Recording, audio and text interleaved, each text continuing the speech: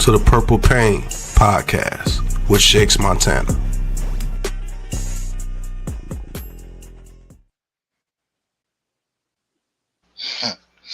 Hi, what's going on? My Ravens flock. What it do? Welcome to Purple Pain Podcast, PPP for short. I'm your host, Shakes Montana, and I got my co-host with me, King Pope. What's What it going do, on? Shakes? What it do? What it do? Ain't nothing, man. We're going to talk about this W against the Brownies, and we're going to speak on our next upcoming opponent. But first, I'm going to let my boy get his opening and how he felt about the game. How you feeling, King Pope? I went to the game on Sunday. Um, Great atmosphere, I tailgate a little bit, has a good time. I think the biggest concern for me was the Ravens offensive line was by far very poor. Um, Much respect to the Cleveland Browns defensive line because I believe that defensive line is good. You got Miles Garrett, he's a great pass rusher. But also on the flip side, the Ravens offensive line played poorly. He couldn't get no pass block. They definitely couldn't run the ball at all. I mean, Derrick Henry couldn't do anything. So the offensive line didn't move anything. I felt like they played just it was just bad. You know what I mean? As the game went on, I mean the floodgates started to open up, but I feel like the defense put them in position to be able to let the floodgates open. I feel like the defense played a great game. You know what I mean? They was able to hold the Browns. But to me, it was the Browns. I mean, their offense is that not it's really not explosive. You know what I mean? So I still want to see the Ravens defense against a strong opponent because they still got to redeem themselves from week one with that defense. So I think this is be a great test this week when they play the Lions. But overall, I think the offensive line they got to get a lot better. They can't come out and play the way they did last week. They gotta tighten the screws up because if you can't run the football, man, I mean, don't get me wrong, it's great to see that they can pass it instead of running it, but I mean, the bread and butter of this team is running the football, and they got to get Derrick Henry running downhill. So I think that was my biggest takeaway that the offensive line was very poor. Um, to me, they played with their food. You know what I'm saying? This was an easy win. Like you said, not a very explosive offensive team. Um, and we kind of took advantage of that. Wiggs had a fucking amazing game. He was flying all over the place. Every time I turned around, he was making a play. Defense wasn't as bad as maybe the prior week, even though the opponents was different. All right, but still, defense wasn't bad. The thing that I was disappointed in was that Derrick Henry couldn't get running. Zay Flowers had a hell of a game.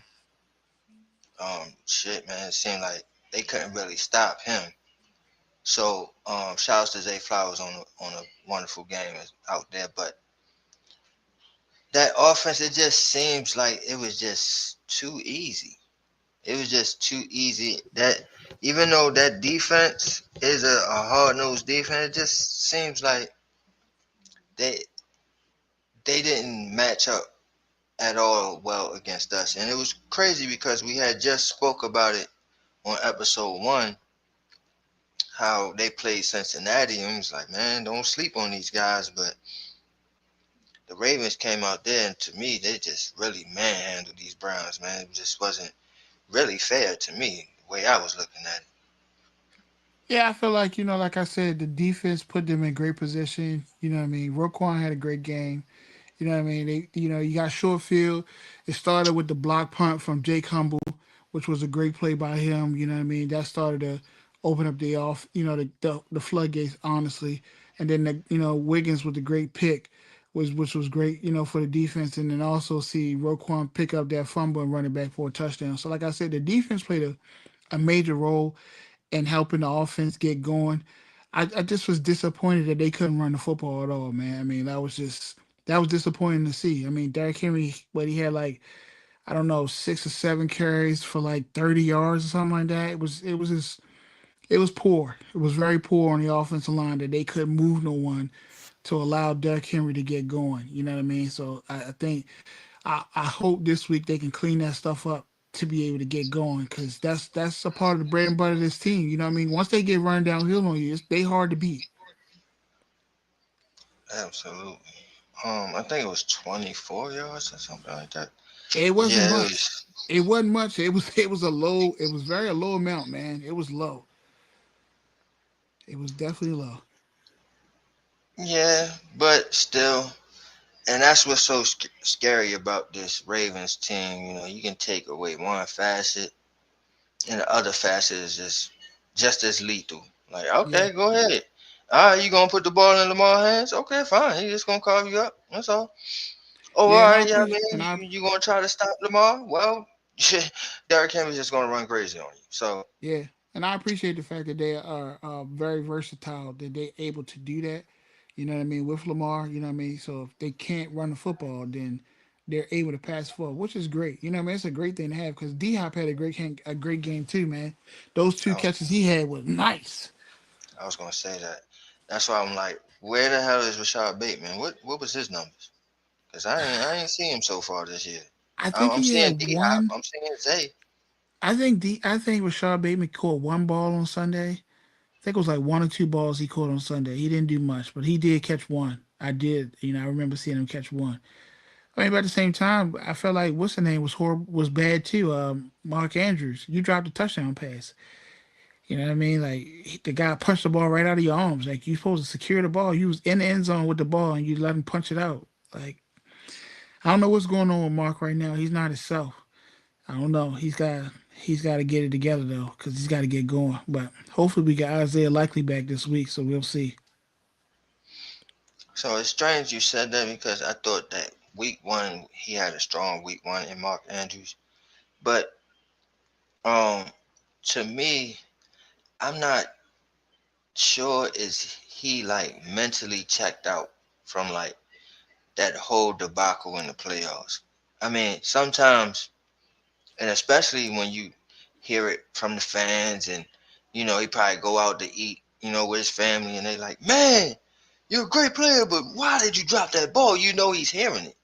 You know what I'm Yeah, saying? So I don't know if it's like mentally in his head and he can't really escape it or get out of it. Because I mean, this is what I wanted to see. I wanted to see if he shook it off and still came out there as the Pro Bowler we know him to be. But or right, but or slash all that. On the flip side, will he stay in his head mentally and take himself out? There's one kid that I coach. He is talented. He's talented, but he can't get out of his own head. He's just all over the place. He can't focus. And I tell him all the time, Rooster, that's his name. Shouts to Rooster. Rooster, man, you got to focus, man. You got to focus. Stay your head in the game, bro. Stop all the goofiness. He'll tell you himself. He said, stop all the goofiness. Yes, stop the goofiness. And that's what I wanted to see from Mark Andrews. Will he stop the goofiness? You know what I'm saying? Will he get out of his own head? And I don't know if he's out of his own head yet. Paul. yeah. I mean, I'm gonna be honest with you, Shakes, and if you look at it too, like it's a case of the fact that the Ravens offense has so many people that they can go to that like Lamar said last year, you pick your poison. You could throw it to Zay, you can hand it off to Derrick Henry, you could throw it to Rashard Bateman, you could throw it to D Hop. You seen Tez Walker go off last week. He had two touchdown catches.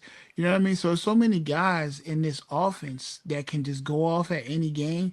You know what I mean? So it's like you would think Mark would try to get his time in there somehow, you know what I mean? But if he don't step up, you know what I mean, it's fine because it's other guys that'll take that'll take your catches and do the best they can with theirs, you know what I mean? Because I'm saying when Isaiah come back, he gonna get his too. So I mean, he can be in his head if you want to, but the other guys around him are going to keep performing, and they just going to leave you in the wind. But I think Mark going to break loose. You know what I mean? I just think that I don't know. I don't know. He got to wake up. He's got to wake up. I don't know with that because, like you just said, and you just mentioned, man, it's the targets are getting slimmer because there's guys that are stepping up. There's guys that have been brought in as a like you said, a Tez Walker. Shout out to him. That's my guy. He is a Chase guy. But you know what I'm saying. And I was glad to see him go off this game as well. But yeah, like you got those guys, D Hop, that's in the wings. Like, hey man, you don't want, I do it. You know what I'm saying? And you don't want to go ahead. Shit, man, I get those receptions. So it's slim pickings, and like you said, Isaiah likely coming back as well. I mean, these targets are getting slim, so you gotta make the most of every goddamn target, every goddamn reception.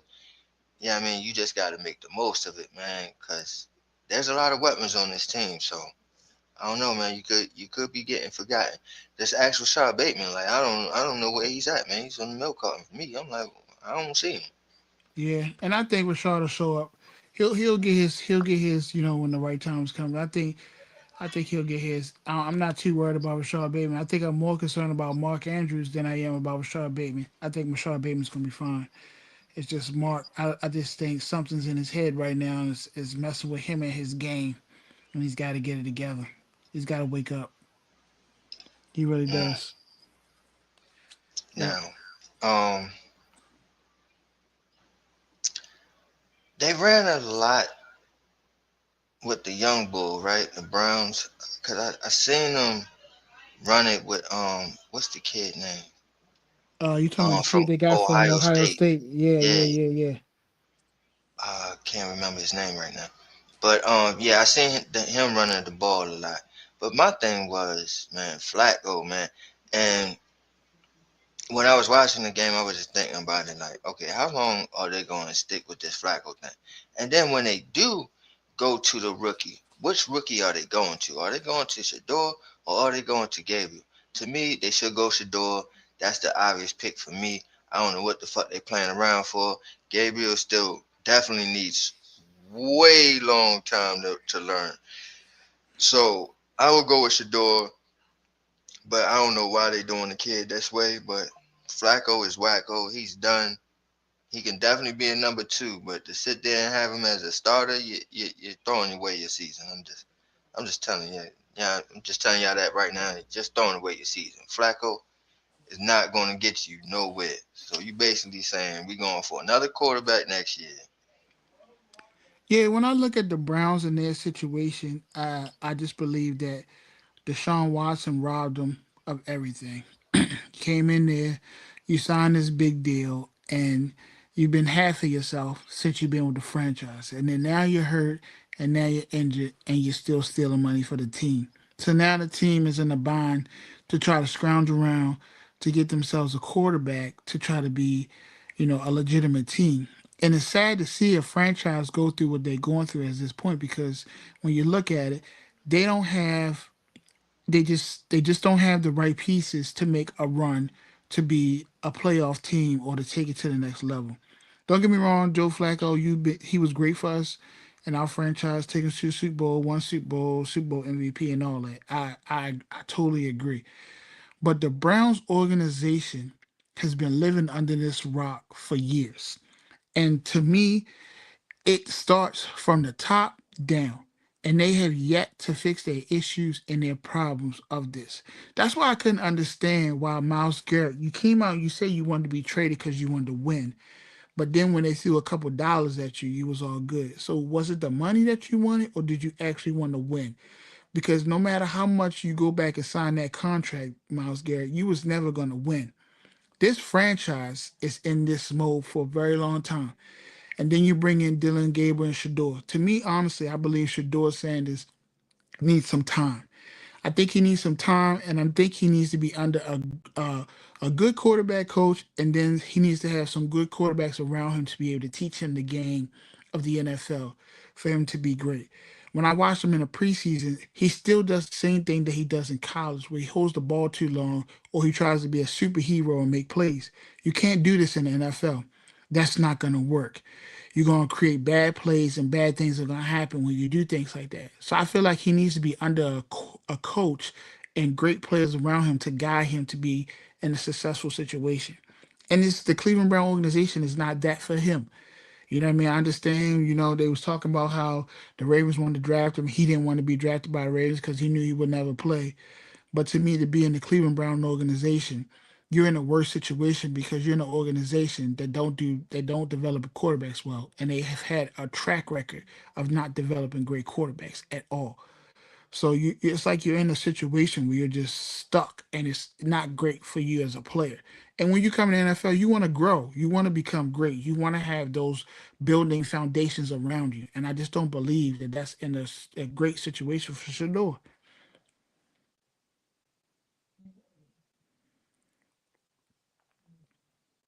Chase, you there? Yeah, I'm here. Okay.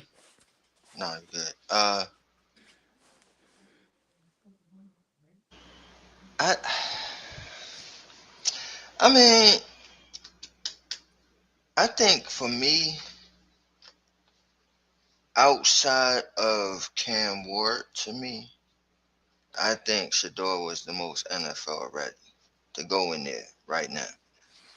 Um, Now, will he win games? No, I don't think he'll win many games, but I think for the Cleveland Browns right now, he is the best option to me. Um, Now, as far as where I felt like where this kid messed up is, you can't, and I'm just gonna keep it real, cause this is Shakes Montana Entertainment, and we not holding no punches here. But as a black man, coming into the NFL, I don't feel like you have the pull, the weight to say where you want to go. Because once you do that, they're going to ping pong you wherever they want you to go. And that's not what you want. And I think probably that is more than likely what is going on with this kid. Um, they look at this kid as arrogance. They look at this kid as snub. And as a black man, you cannot be that way. Now, as a white man, sorry to say it, but looked over, it's looked upon like, okay, they're going to say things a la Eli Manning, a la Elway, you know what I'm saying? They're going to say these things. They're going to mention it. Oh, yeah, I mean, he bullied his way over here. He bullied his way over there. But at the end of the day, they're not going to condemn him. They're not going to ping pong him all over the goddamn place. It is a unfair thing, but it is reality. So as a black man, they wanted you to come into this situation humbled, and especially with your father being who he is. They wanted you to come into this league very humbled, and he did not in their eyes. Came into this league very cocky, very brash, very snub. And they didn't like that. And that's why he is in the predicament that he is in. But at the end of the day, there has been players that has not gotten any chance, has not gotten any shot after messing it up in that aspect, as far as with the teams, with the front offices, with the media, and so on and so on. I done seen the media, the front offices kill players and and have them not even have join a team anymore, a la Kaepernick, a la my guy, my friend Ray Rice. Um, I seen it. So Shador came into the situation wrong, and he's suffering for it. He's suffering for it. It's not fair, but it is what it is. Now he has to take the bull by the horns and make sure that he is perfect. He can't fuck up now. That the speeding tickets that he got in the off season, you can't do that. You got a microscope on you, bro. You can't do it. You got to be damn near perfect right now. When you get your shot, because you only get one shot, and when you get your shot, you got to make the best of it. You got to show them, just like in that preseason when you went off in the first game. You see how they was talking about you for weeks. Oh, Shador, Shador, Shador. That's how he has to come out when he does get his chance. When he finally get his chance, he has to blow it out the water for them to go ahead and shut the fuck up, or not even shut the fuck up, because now they're gonna be talking about you. But for them to not shun you, you need to come out there and be damn near perfect. It is what it is with him. It's crazy, but that's what it is.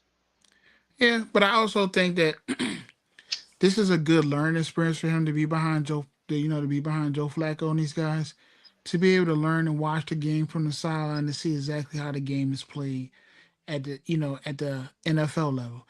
You know what I mean? You coming from the college ranks, and the game from college to NFL is a total different ball game. You know what I mean? Because you got a lot of guys on that field that stars. Whereas though when you're in college football, it's not a lot of stars on both sides of the ball.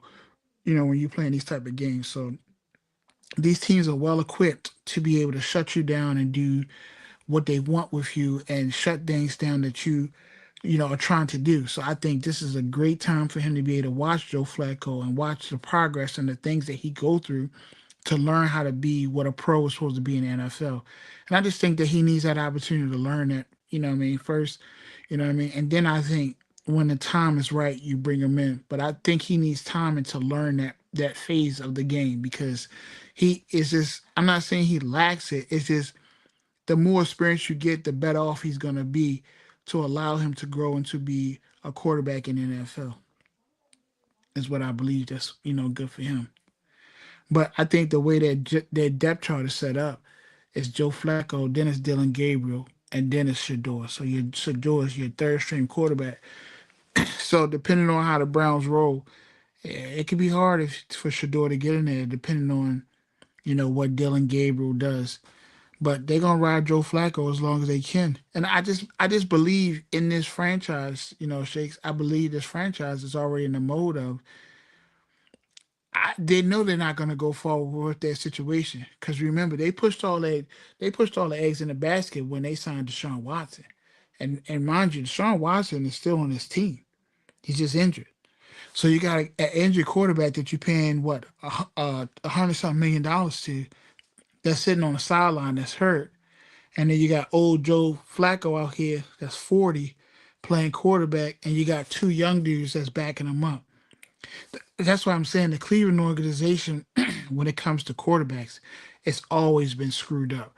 And it hurts their team because to me they always have great players in other positions, but they can never figure out the quarterback situation. And the most important part of your team is your quarterback. You need a good quarterback in order for you to win games in the NFL. And Cleveland has yet to have that for a long time. And they thought they turned that corner when they brought Deshaun Watson in. But again, that blew up in their face. So to me, they're going through turmoil right now. I just think it's going to be a while for them. You know, I really don't know what this franchise is really doing. But hats off to them. Appreciate y'all coming into the bank, taking y'all whooping, and going back down to Cleveland. Catch you next time when we come to Cleveland. But I guess I kind of want to get into this Detroit game because I feel like this game is going to be real interesting. The first week Detroit played, I think they played Green Bay the first week, and Green Bay kind of handled them and slowed that offense down. and had people in the NFL believing that this Detroit team wasn't the same team because they lost their offense and their defensive coordinator, so they felt like they were going to take a step back. And then week two, they come out and they play against the Chicago Bears, and they drop 52 points from the Chicago Bears, and everybody's like, "Oh wow, well maybe the Detroit team's still here. They ain't gone nowhere." Well, I don't understand why people thought the Detroit team was gonna go somewhere when they still had the same players. They just didn't have. They just got different coaches. They still had playmakers at running back, wide receiver, tight end, quarterback. So I don't understand what we seen that we thought that this team would be different just because of week one. And I guess the best thing, like Kyle Hammond said, this is a week to week league. So just because they did it this week, don't mean they couldn't do it next week. And they came out and showed you in week two that they could when they put 52 points up on the Bears. So I don't want to sit here and act like the Detroit Lions are not who we think they are, because I believe the Detroit Lions are still a good football team that they were last year. It's just that it's different coaching, but to me, it's the same players that's very athletic and they make great plays, and we seen that last week. So I'm very interested to see the Baltimore Ravens defense take this challenge to play against this high powered offense. Because you got two good running backs over there, you got two good receivers, and they got a good tight end over there too. So I'm very enthused to see what the corner is gonna look like and what that Ravens defensive line gonna look like. To how you gonna stop Jared Goff and his high powered offense. That's why I think this is gonna be a great matchup. And to me, it's gonna be a great test for the Baltimore Ravens defense to avenge yourself from week one. Because I still don't believe they have avenged themselves from week one. You know what I mean? Like I said, the Browns, their offense, it's not a lot. You know what I mean? But this offense is coming in town Monday night. Yeah, I want to see how you perform against these guys.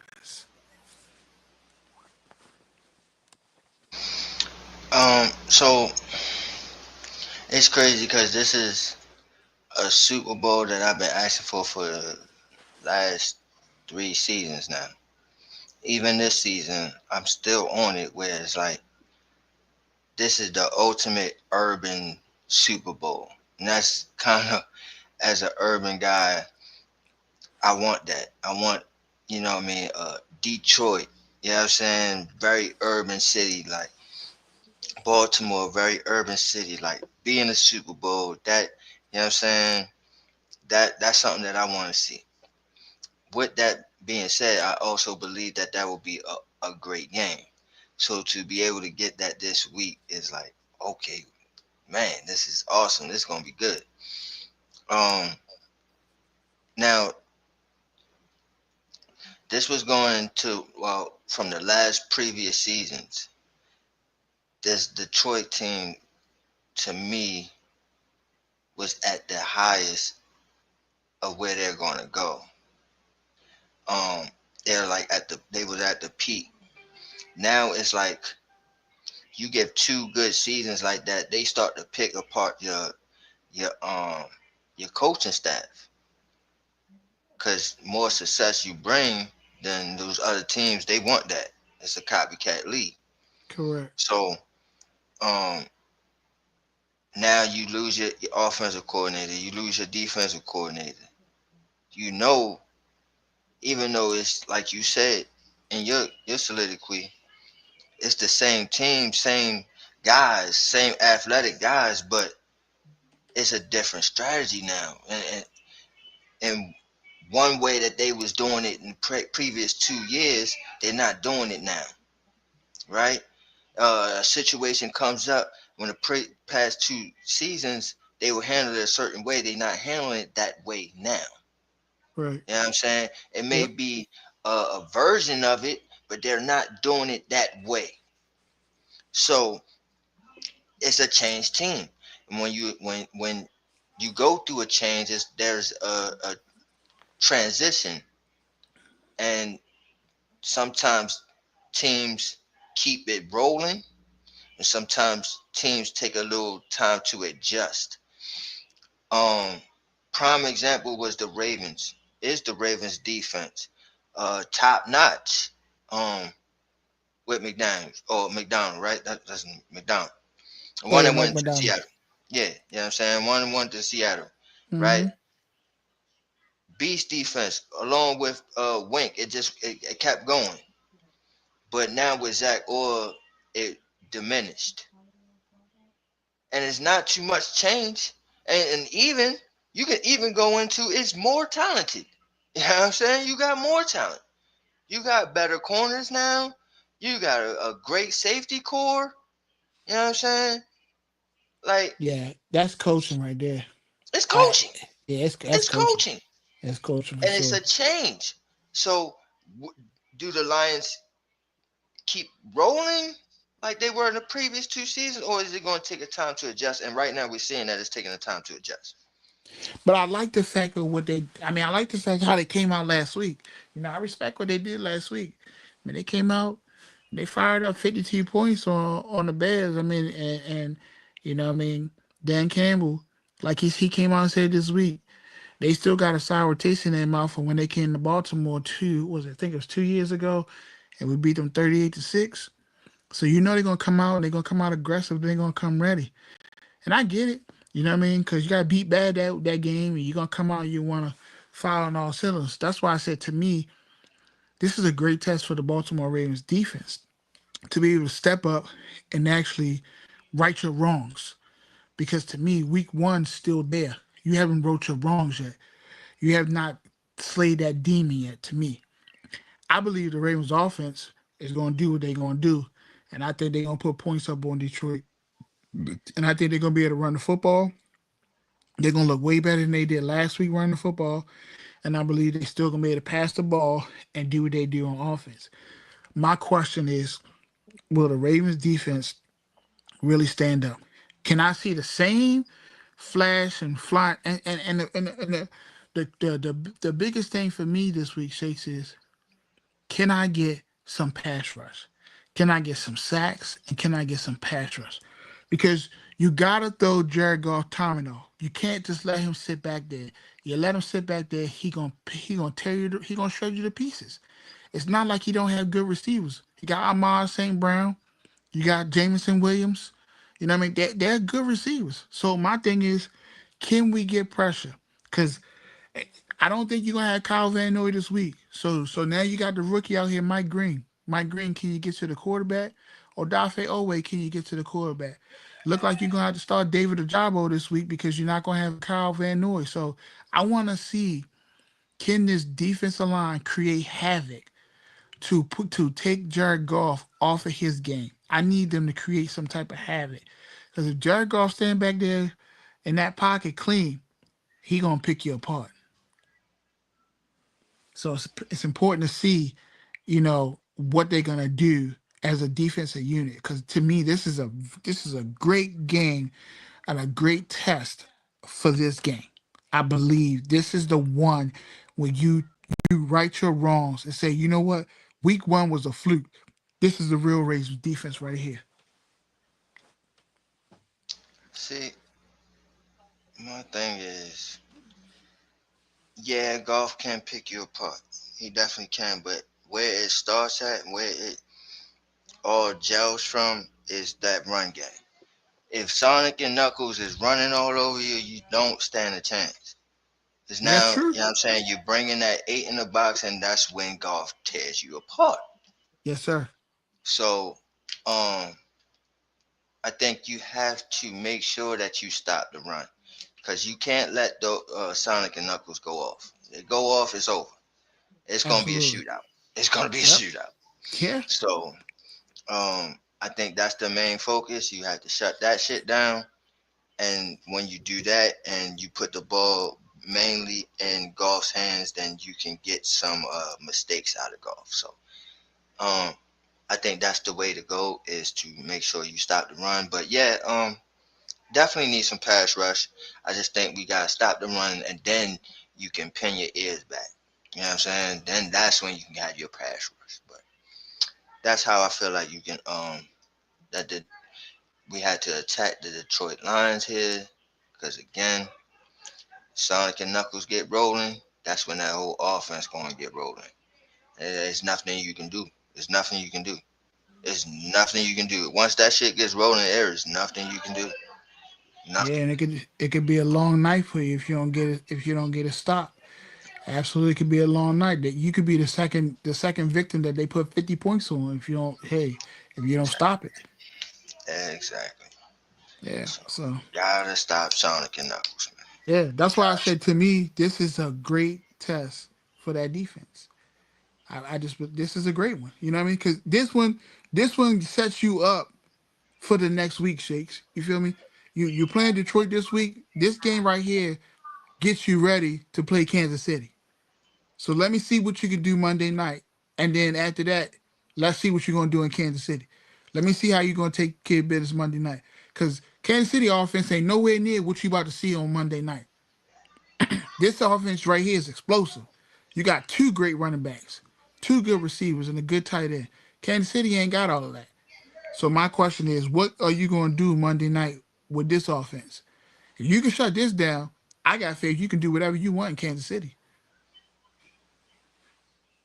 That's Don't rough matter. for Zach Gore, man.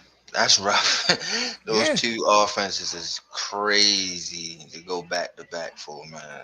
yeah, Yeesh, yeesh. yeah. That's rough, boy. I mean, you started But off with you started off with Buffalo, and it was rough.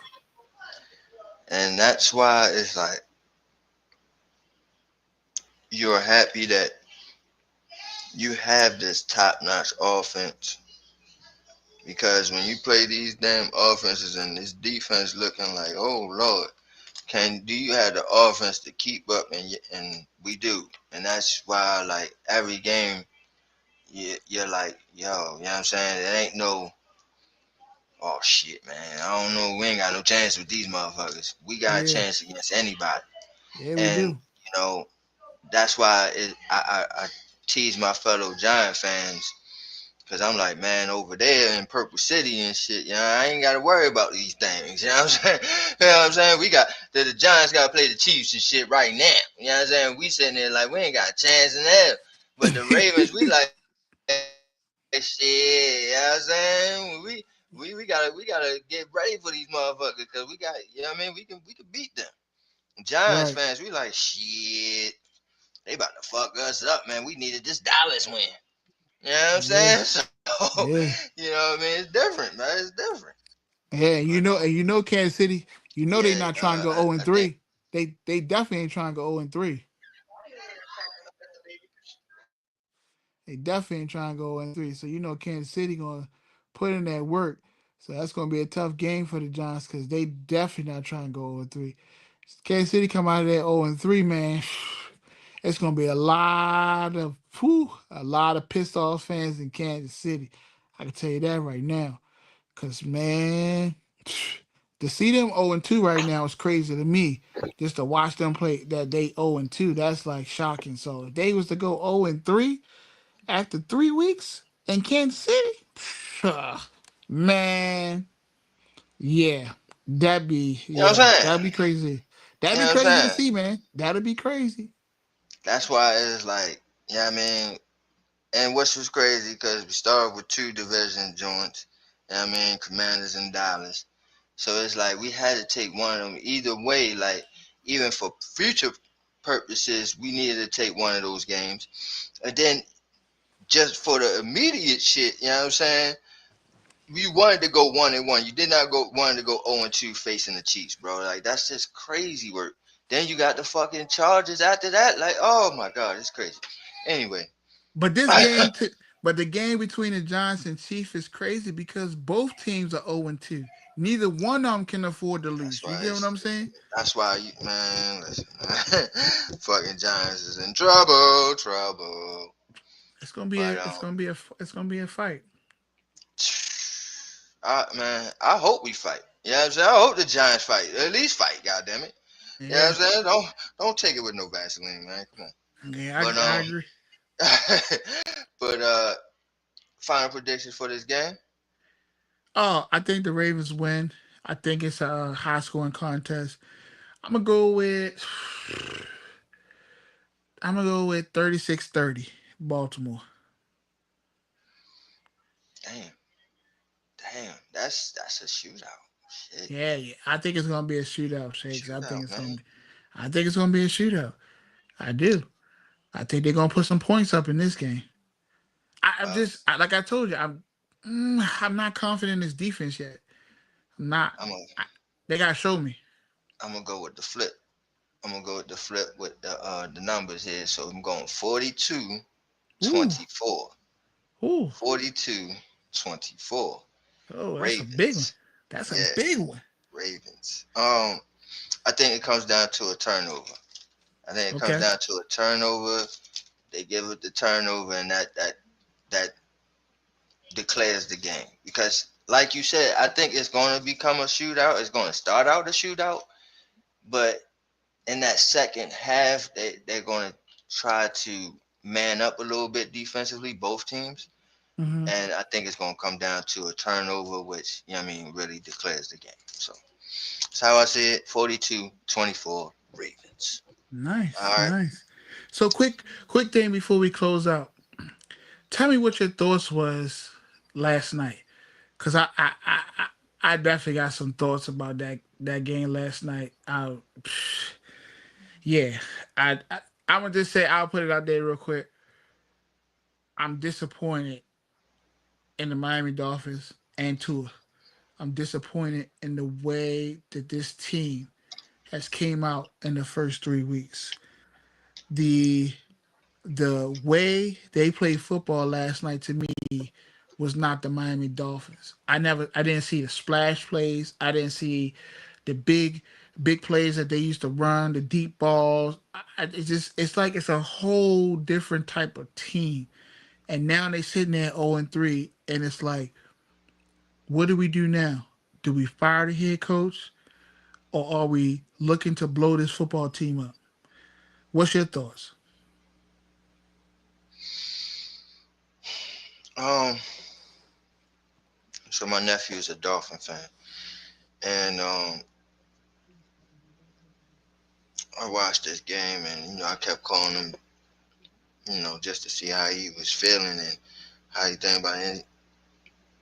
He was just pissed off. He ain't even want to watch the motherfucking game. Mm, Um, he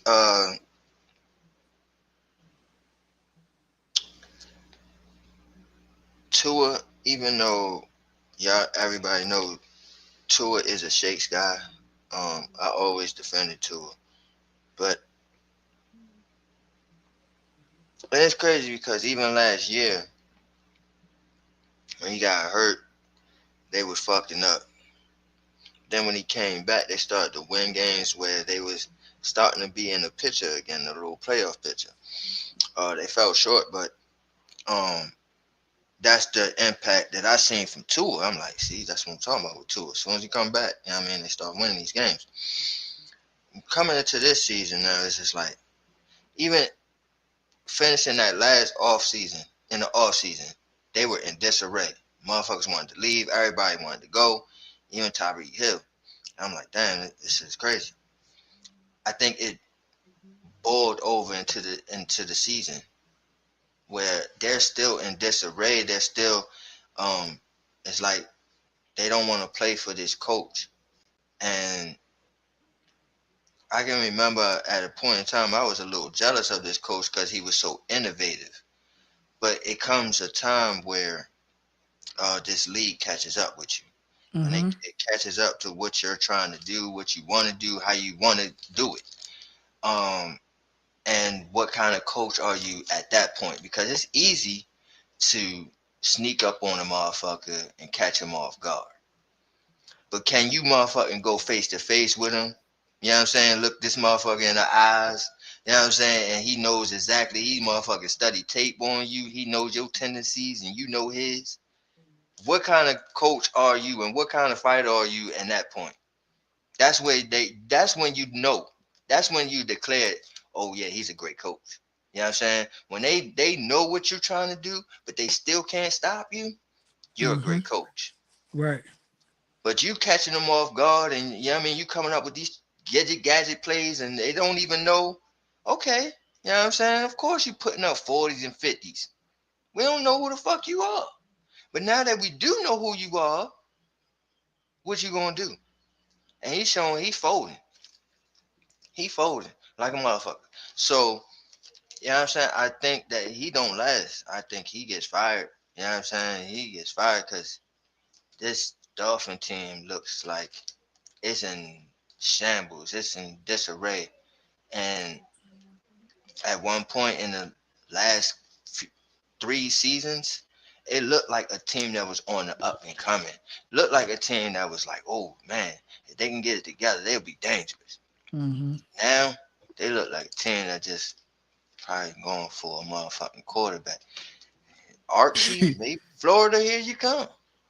So I Yeah, don't they. know, man. It's Yeah, crazy. yeah. It's this. They. I think their season is definitely over. They 0-3. I think they're done.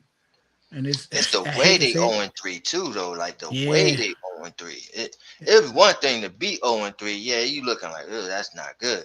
But the way they looking like far as like the Giants, right? Like if they go 0-3, it's still like, man, they are fighting 0-3 though. You know what I'm saying? Like they fighting Mm-hmm. though.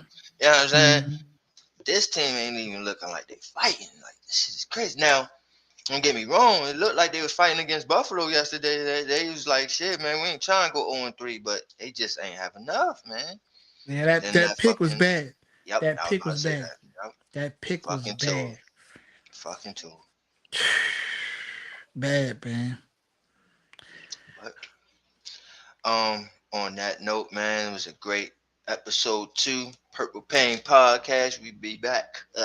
We will be back next week on another Friday. Um, shit, man. Take this time real quick before I get the closing statements on. I want to thank K&P Productions. I want to thank Ghost Dog for his producing work on the show. What else I wanted to shout out, man? Shout outs to King Pope, uh, co-hosting with me, of course. And y'all stay tuned for fantasy results. That video is coming up as well. I'm thinking drop that tomorrow morning before the games come on. That's on Giants as well. Another episode as well is gonna be dropped before the games hit the airwaves. So y'all look out for that. All that. SME, I'm gonna have an interview soon with Patty Trainer. So y'all look out for that. Definitely got a lot in store for y'all coming up. So y'all stay tuned. But damn, it definitely was something that I wanted to say to y'all. Just can't remember right now. But y'all enjoy. Oh yeah, that's it. Y'all enjoy tomorrow's games. College football, of course. Shouts to the youth. But also shouts to the Wildcats, Pikesville Wildcats team that I coach. We got a game tomorrow, a huge game tomorrow against East Howard. I will be having videos and clips thrown up on my YouTube, Shakes Montana Entertainment. Please go ahead and like and subscribe. Check those videos out. I got a couple of them from last week. Win 26-6 that we did. You know what I'm saying? Blew them boys out, man. It was a great game. And hopefully tomorrow we'll have the same result. So I will have y'all stay tuned with that. So y'all make sure that y'all go ahead and click that subscribe, and then right next to it, click that bell as well so y'all get the notification when I drop the videos. You know what I'm saying? Also, shout outs to ABSN Sports Network, man. Also got my shows up on there as well. So y'all can definitely check them out on there as well. So yeah, man, PPP, SME, that's on Giants, and I got plenty much more coming your way. So yeah, y'all stay in tune and make sure y'all go ahead and like, comment, and subscribe. But closing statements from my boy King Pope. Yeah, man. Just hope we get big dubs on Monday night. Hope that defense come out and play great. You know what I mean? And we have a great atmosphere. Man, y'all be loud at the bank and let the lines know who run the bank. Yeah, ain't no way, son. Ain't no way you gotta come in and be more. You know what I'm saying? With that, with that, what up, though? You ain't coming over here with that, what up, though, man. You know what I'm saying? I ain't coming over here with that shit, man. All right, so definitely looking forward to that on Monday.